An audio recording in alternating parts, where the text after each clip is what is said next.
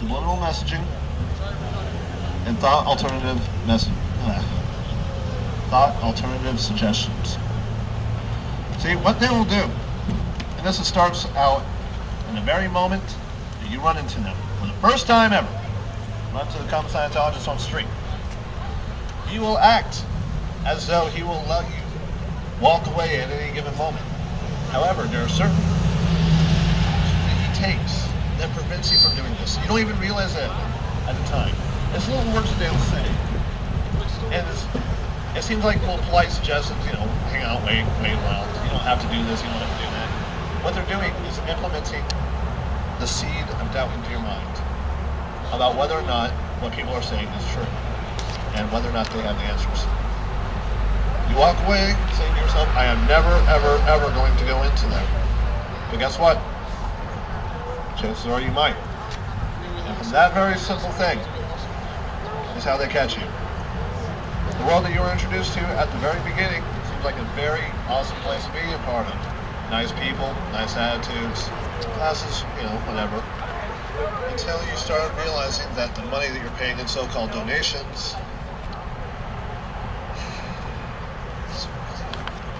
why would you have to pay money for a donation like that? But at the time, you do not realize it because you are being controlled through the auditing process to not even realize that what you are doing is wrong. When they go through and audit you, they mentally break you down without you even realizing it. The repeated suggestions, the concentration, the abstractions, all works on a very subconscious level. And what they will do is they will get inside your head and they will implant suggestions into you and things that you don't even realize that you're not even doing anymore. For example, questioning dissent. That's gone. In Scientology, you are not allowed having any kind of differing opinions.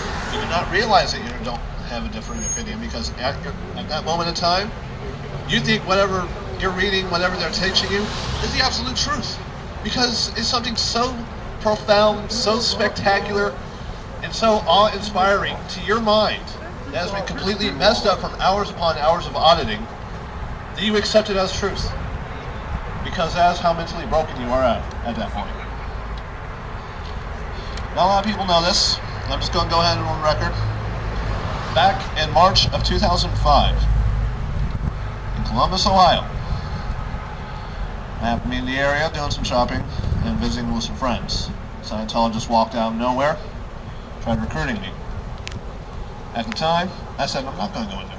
I'm not going there. I don't know. I saw Tom Cruise jumping around crazy. I don't care.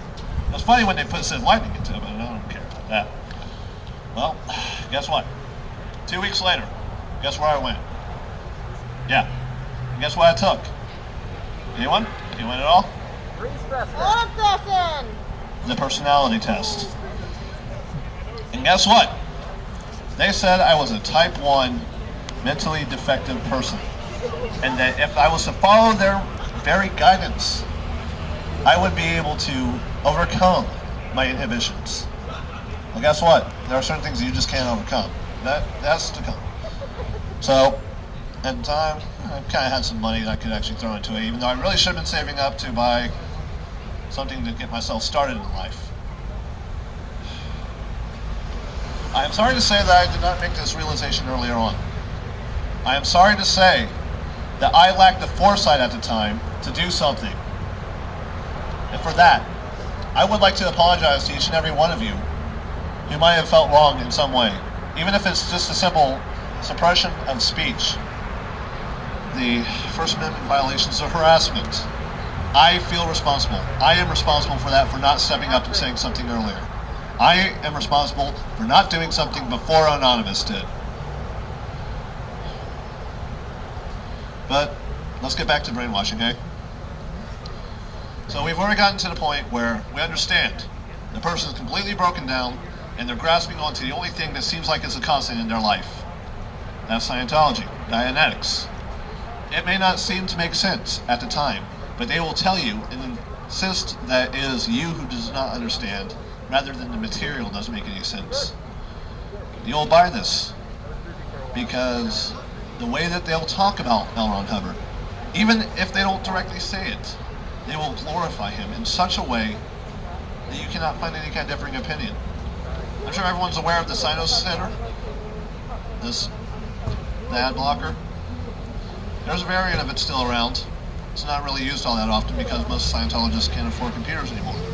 The ones that can are high-ranking members. They have special accesses to most of our websites, as you well know. However, we do have their IP addresses, so